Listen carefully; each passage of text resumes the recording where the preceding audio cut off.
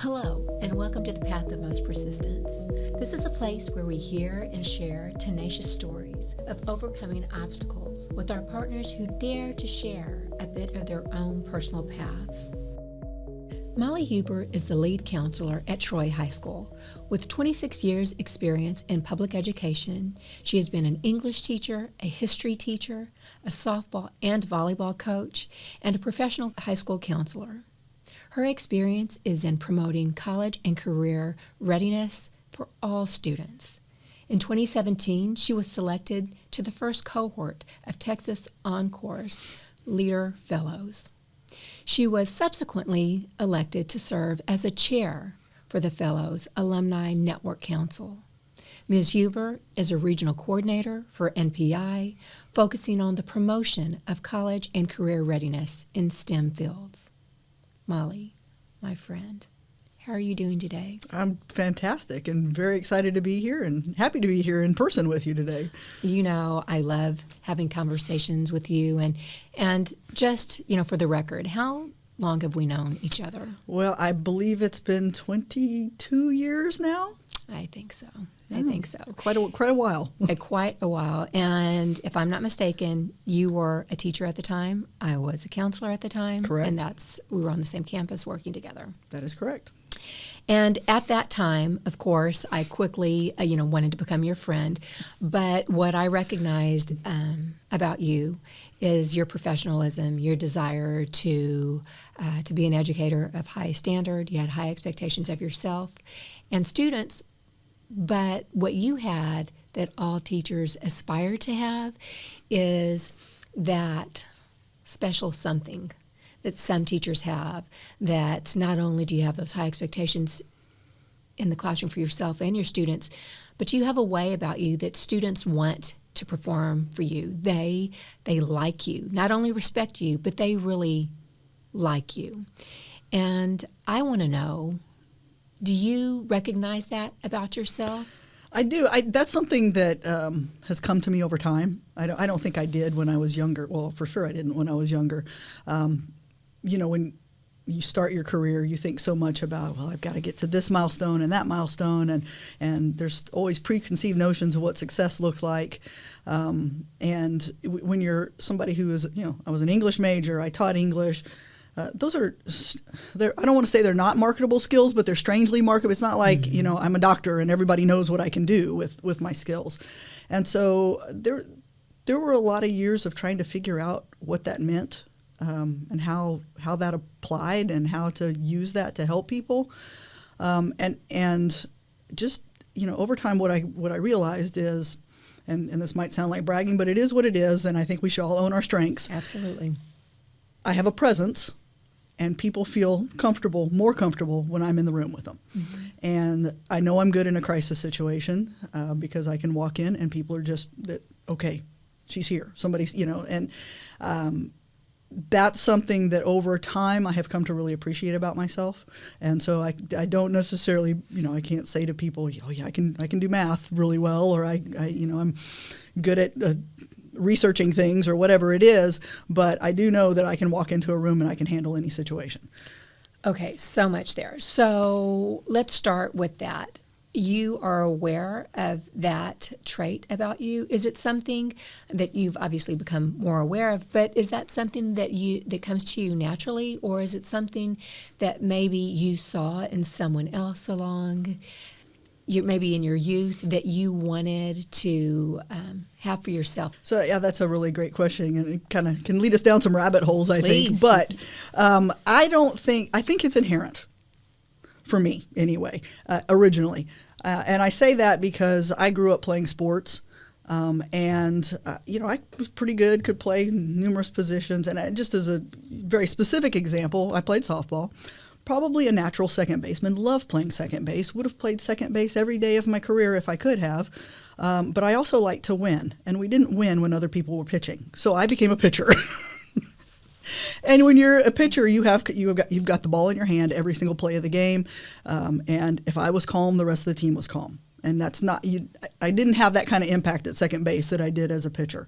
So I think I knew it was in me, and I knew that drive was there to make sure that it was all okay. I just think that was there. Nobody told me, hey, you need to go pitch or anything like that. But I think I became more aware of, as I became more aware of it, I started really noticing it in other people and saying, oh yeah, I want some of what she's got, or yeah, that's how I want to conduct myself. And, sometimes it was people across my career.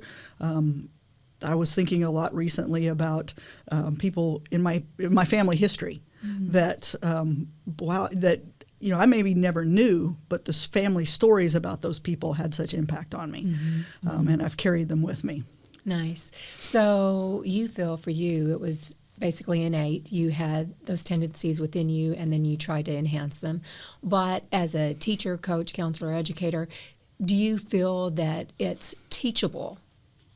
Can you teach? Are there certain traits that can enhance a student's ability, any person's ability to harness that trait if they have it, or to capture it, or to gain it? Yeah, I think absolutely. What I've always tried to do as a coach, I certainly do it as a counselor. I feel like my role is to see those things in other people and then give them the scaffolding, kind of that protective environment where they can kind of try it out and say, oh yeah, maybe I do have this, and they can develop it and come to see it as a strength in themselves.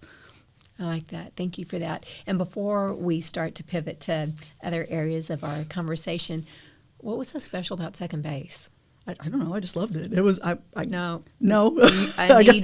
I'm fast. I was. I'm not so fast anymore. But I was quick on my feet. I had a lot of range. Second base needs to have a lot of range to cover the ground. I was smart, so I could help cover first base. I saw the play as it was happening. Wasn't necessarily the strongest arm on the infield, so that's kind of perfect for second base because none of your throws are super far. But I could fling it if I needed to. So it was action packed. I liked it because I could have a lot of range over there at second base and get to do some diving and some running to the outfield for balls and things like that. Yes. Okay, so there was a lot of room to move about then. Correct. For someone that doesn't understand, but it seems as though you had a lot of area to move around. You had a lot of independent movement. Yes, had a lot of range. So like first and third were not, I could play them, but they weren't fun to me because there was a much more limited area that I had to cover. As a second baseman, I could roam the field. I think there are some characteristics there that maybe transcend baseball into other areas of your life, just because I know you and your other talents. Because going further, a little bit further, I think about over the course of the years that we've known each other, and especially over my 13 plus years with NPI, I've asked you to collaborate on lots of different programming.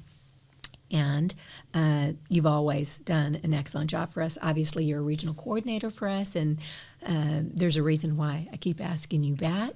But I want to know why you keep saying yes to these opportunities or challenges.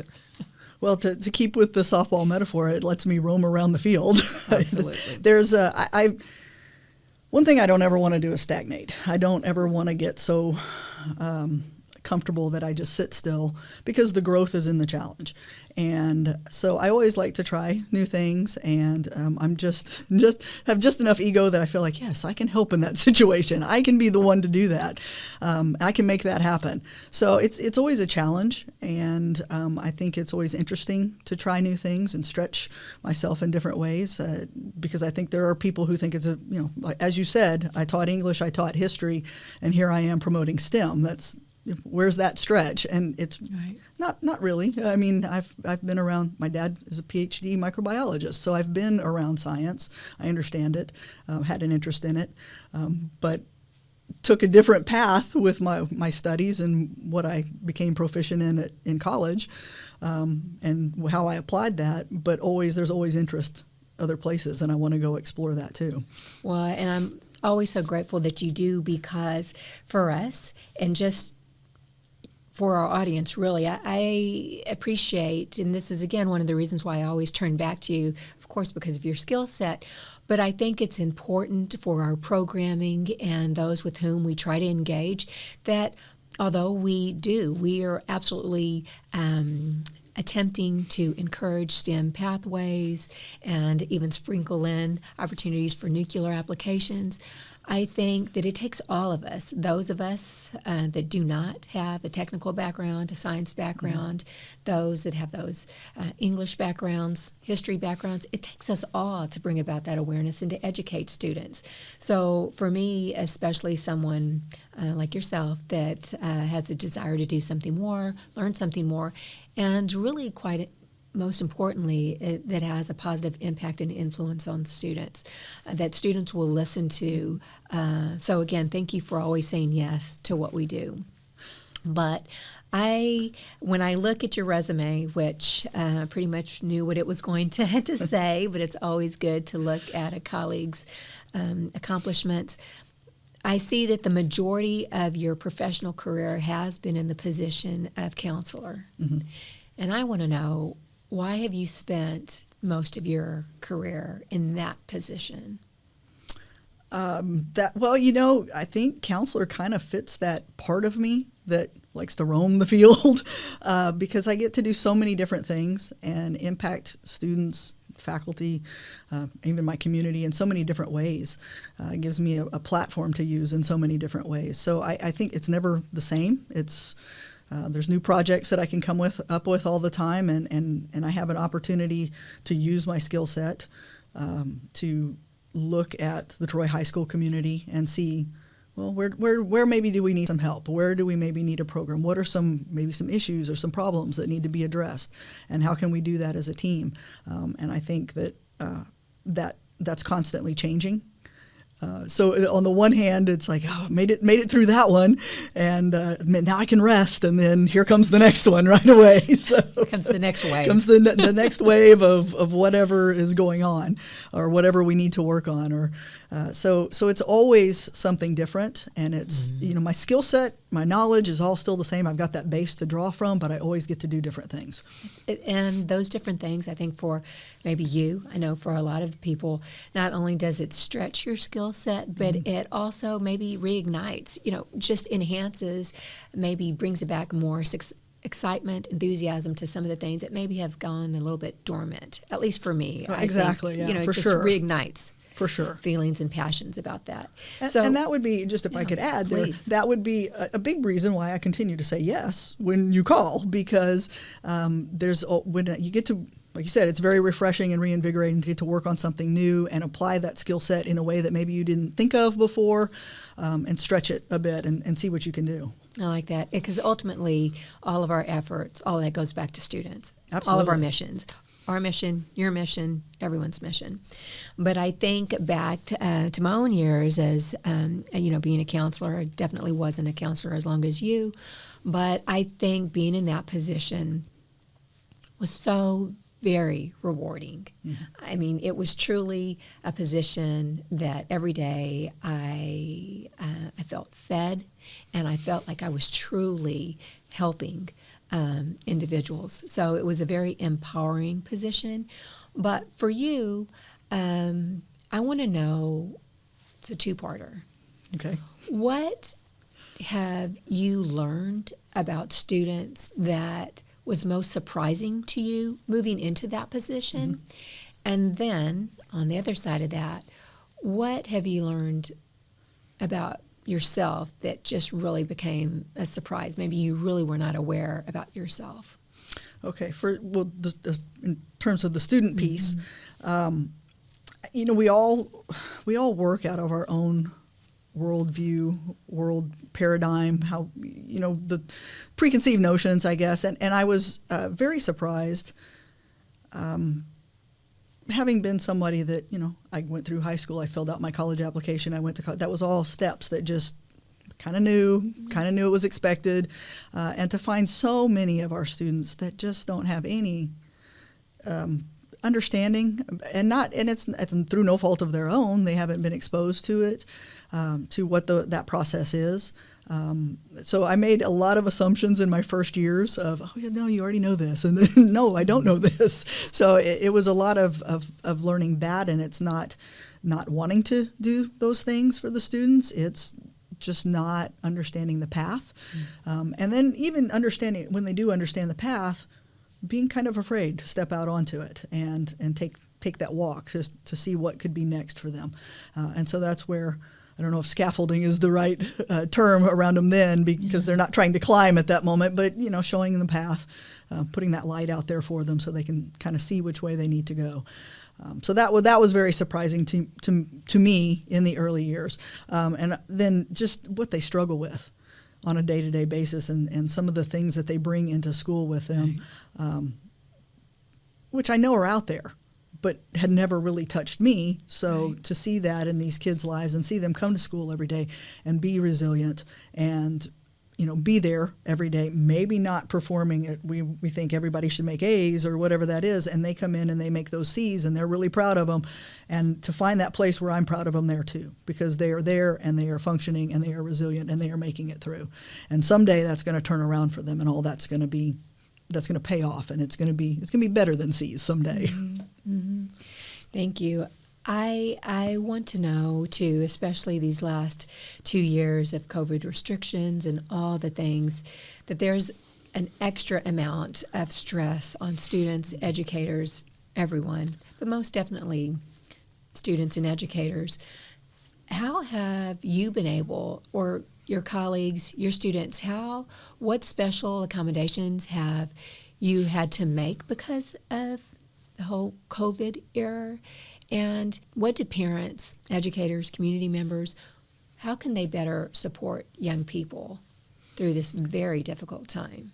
Right. And I think the answer for young people and for us as adults and all of us together is we've got to extend grace to each other. It is just such different times. And I say that again with a little bit of grain of salt, because we could probably travel back to any point in history and these people, these are such different times, but they're different for us and what we're experiencing. And we need to honor that it is different and we are experiencing it differently, and just be gracious with it and soft with ourselves, and know that we are going to get through it, but it's going to look different than probably what we think. I always tell my students, I have a real problem with the word should. The word should is one that I try to eliminate from my vocabulary, and I don't let my students say it in my office. I should have done this or I should have done that. No, should can't come into it. It is what it is, and we have to decide what we're going to do next. And so we can think about what we should do, and there are no shoulds in this. We just have to look at the situation, who needs our help, who needs my help, how I can support people, how they can support me, and we just have to do it. We have to do that right thing in the right moment. That is impactful, especially because it makes you stop and think about being very intentional. And you try to remove that particular word that we all use constantly throughout the day without even realizing it. But I want to go back a couple of steps. You said that we should extend more grace to each other, to ourselves. This is elementary, but what's your definition of grace? Because some people may hear you and go, what does she mean? Okay, grace. Sure. What do you mean by grace? What is grace? Well, it's kind of it's a pot full of things. There's a little bit of forgiveness in there. Probably a lot of forgiveness. There's understanding. There's shared humanity in that. It's just this understanding that things aren't always what they look like on the outside. And there's many elements to what everybody is dealing with. And I think it's just really important to understand that we all struggle. And while my struggles, to me, may not seem like much, or they may not seem like, because my struggle may just be that I just don't want to get out of bed and go to work that day. That's not huge, but that's a thing. And so we have to understand that whatever it is for that person, that they're going through and that they're struggling with, it's real, and it's real for them. That's really important to hear, because just because there's a definition, your definition, my definition, dictionary's definition of what that word means, it should be personalized, because everybody has their own experience. But I think everyone would agree, if they took the time to really think about it, having grace for each other, and again, yourself, is so important. And especially, through these very troubling times, because it's so hard to get, it's so easy to get hardened and to be offended and frustrated and to lash out than it is to be in that space, to identify, to be aware, to figure it out. Right. I think it's also important to remember that, your journey is not my journey. Exactly. And so if I look and making that comparison, it just kind of ruins everything and taints everything. So if I look at your life and I say, oh, well, that's what I should do. Well, no, that's not my journey. There's that should. Yes, that's that should that's going to knock me away from, take me off the course of what it is that I'm here to accomplish and what it is that I can contribute. And when you speak about journey, that takes us back to the whole point of being here, the path of most persistence. So I think this is a word, this is a whole topic that you would appreciate, that you do appreciate. And because of that, I want to know what your definition of persistence is. What does it look like for you?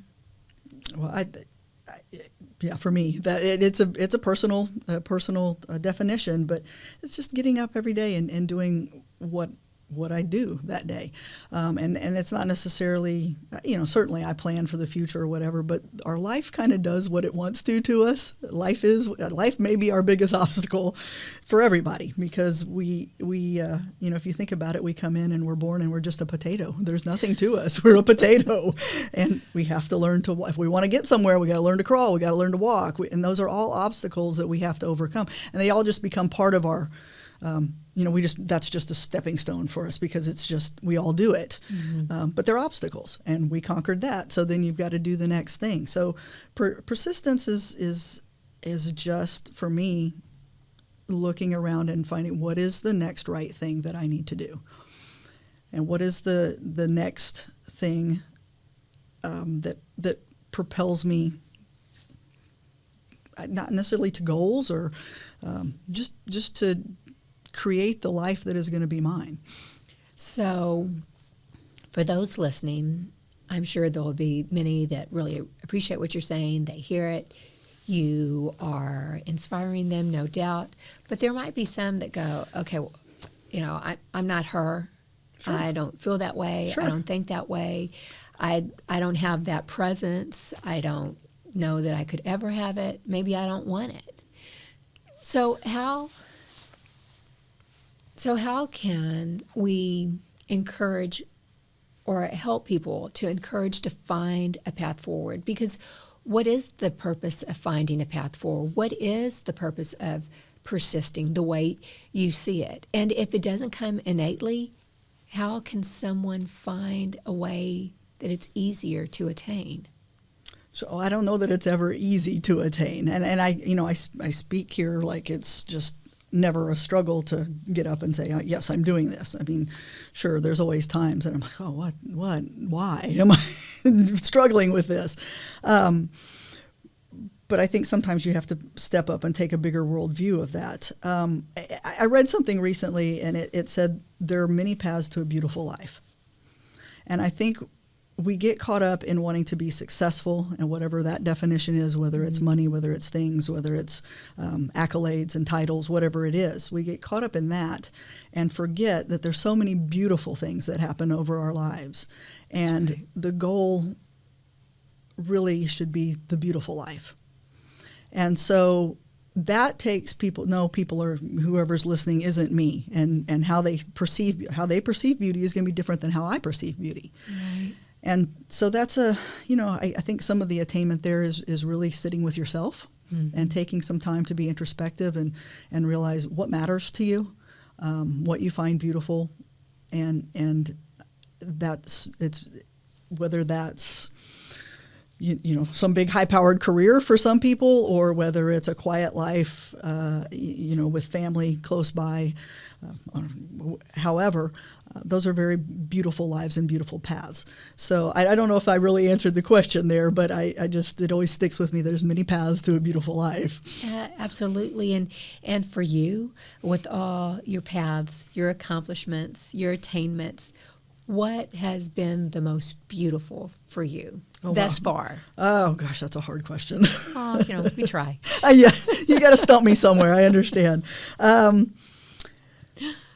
It just really goes back to what I get to do every day of my life, and that's to get up and go work with young people and help them find that path, to be able to use my experience, not in a way of saying this is what you should do or this is what you shouldn't do, but to use my experience to give them some knowledge or whatever it is. I mean, I think that's a really beautiful thing when we as humans and people can reach out to those around us and contribute in a positive way to their lives somehow. Nice. So I'm going to pivot just a little bit more, because you are very active outside of your professional career as a school counselor, and all the things that you have, all those roles and responsibilities. But you have a very active social life in what you do outside in your free time.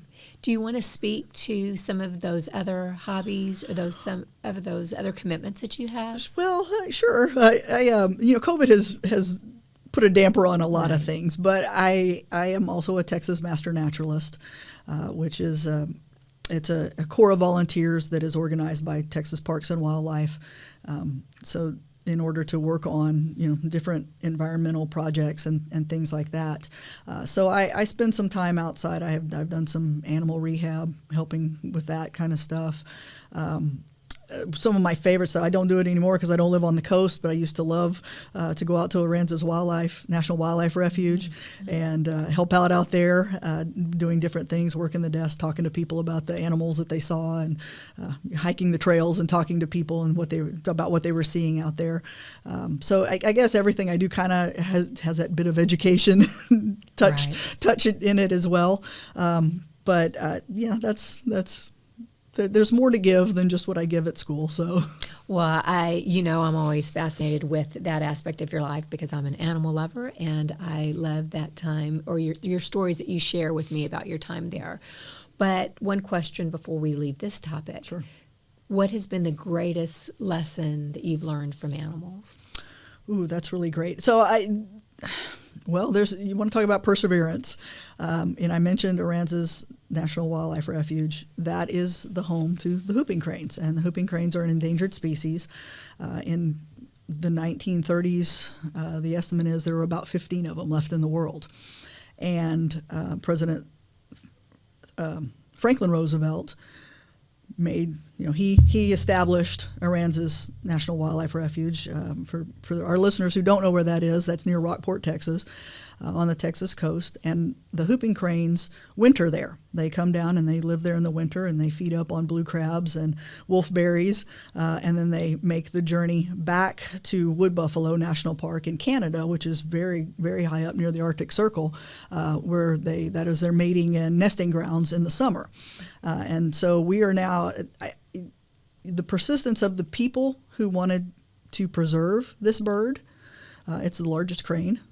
They stand 4 to 6 feet tall. They're very huge birds, very majestic.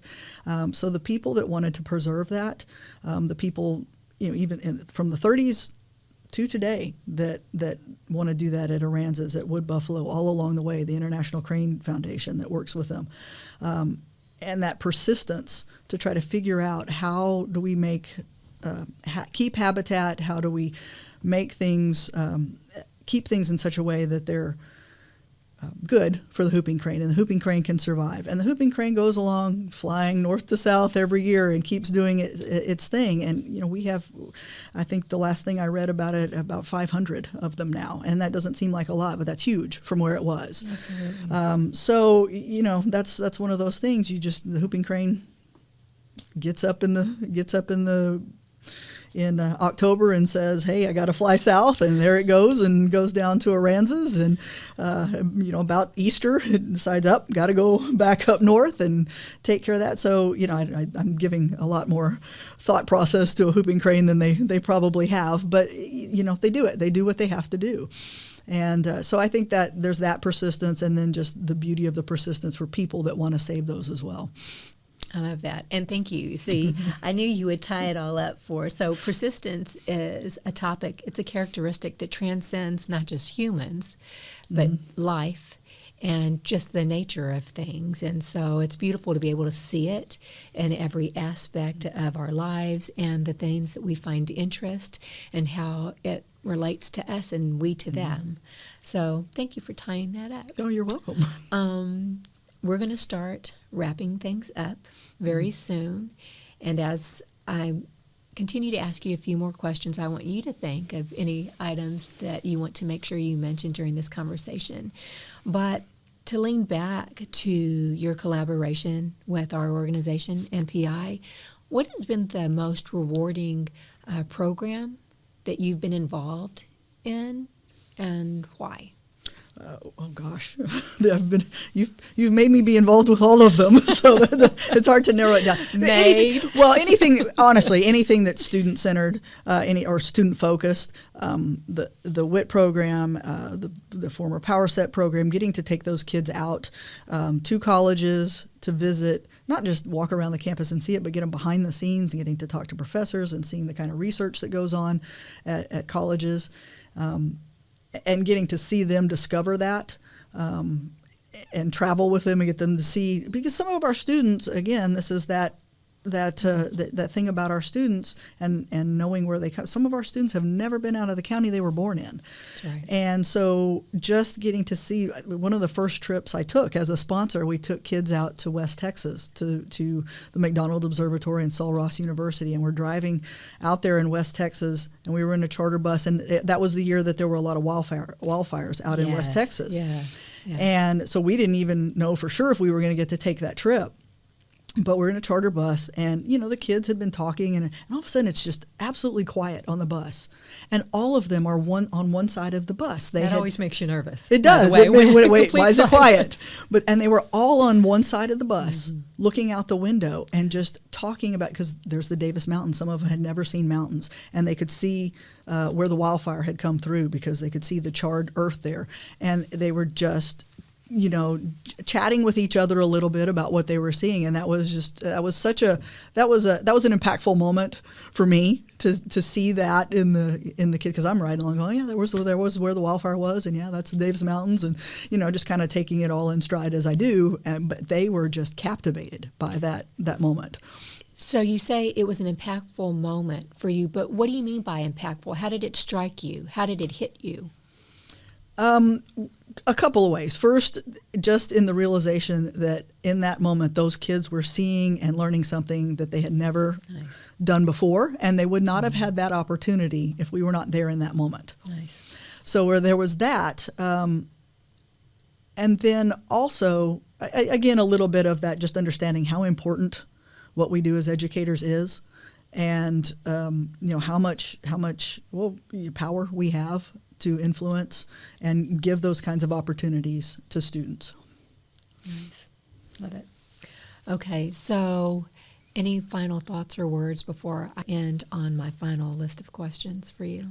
Well, I guess you and I both like to talk about what quotes that we like. Always. So, and this is one that I read recently also, and it was Carl Jung, the Swiss psychiatrist, and what he said was, if we will with conviction do the next thing and the necessary thing, we will always be doing something meaningful.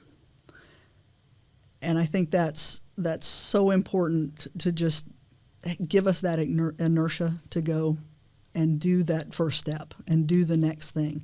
And if you think about it and you stop at a point and you look back at your life, you and I, like you said earlier, we met 22 years ago. I was an English teacher. You were a counselor. And I think some of why we wanted to become friends and we became friends is that we both had that conviction of wanting to do our jobs with integrity and perform with integrity. And so we've spent 22 years doing very meaningful things. Yes. So I think that's where I would like to leave you. I appreciate that. And I think when you say things like that, I think it also lends back to conversations that I've had with other individuals, other guests, that it goes back to hearkening those overwhelming tasks just by breaking them down into steps. Just take a step at a time. Right. And at least you're moving in a direction. And hopefully that something becomes very small as you step it out, one step at a time. Right. Okay. So what I want to do is, this is something new. It figures you do something new with me. So I have some rapid fire phrases. Okay. So I'm going to just give you a beginning phrase, and I want you to end it for me. Okay. I feel like I need a seatbelt right now. Okay, or you ready? something. Okay, I'm ready. Okay. I believe in. The goodness of people. I trust. Oh, I trust myself. I love. Oh, gosh. Well, this is getting so superficial, but I love my dog. That is not superficial. That is a meaningful relationship for most people. I fear. Oh, I guess I don't fear much, but I fear losing my capacity to help myself. I forgive. I don't know that people necessarily ever want to intentionally do wrong things to me, so I forgive that things aren't necessarily always. Or just period. I forgive. Yeah, I forgive. Yeah. Okay. I want. Ooh. I want to be useful. I want to be helpful. I want to make a difference. I believe in luck, hard work, or miracles. All of them. All of them. Last one. Mm-hmm. I persist because. I persist because I'm here, and that's what I need to do. Thank you. You're welcome. That was wonderful. I want to thank you for the conversation today. I, not only as my friend of 22 years, but as a colleague, Mollie, sincerely, thank you for being, of course, my friend, but a colleague for whom I highly respect, I appreciate, and I know that near or far, as our careers go in and out and we lose touch, but I know that one thing remains with you, that your heart is always there, not only for friendships, but for passion for students and integrity, and because of that, I will never lose touch with you. So thank you for allowing me to be your friend. Well, absolutely, and vice versa. Your friendship is highly valued, and thank you for continuing to ask me back. Absolutely, no doubt. And to our audience, thank you so much for listening to today's conversation. I hope that you heard the entire conversation and you listened to all of our other conversations. I hope that you've heard Mollie's messages, and like Mollie, I hope that we all search and find a beautiful path. Have a wonderful day.